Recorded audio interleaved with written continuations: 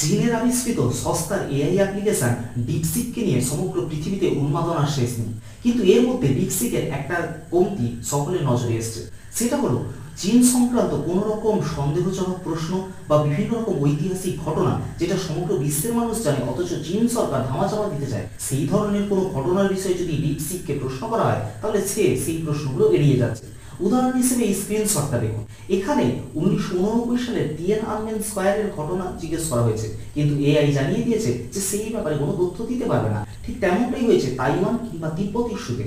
অর্থাৎ কার্যপক্ষে চীনের কমিউনিস্ট সরকারের পক্ষে অস্বস্তির কারণ হয় এই ধরনের কোনো তথ্য তারা ডিপসিকের মধ্যে দেননি, আর তাই ডিপসিক এই ধরনের তথ্য দিতে অস্বীকার করছে, যা থেকে সম্পূর্ণরূপে প্রমাণিত হয় যে ডিপসিক আদতে চীনের কমিউনিস্ট পার্টির দ্বারা নিয়ন্ত্রিত একটি অ্যাপ, এবং এটিকে ব্যবহার করা বিশেষ করে ভারতীয় ইউজারদের জন্য খুবই ঝুঁকির হতে পারে। তাই এখনই সতর্ক হন আর ডিপসিককে এই মুহূর্তে ডিলিট করুন।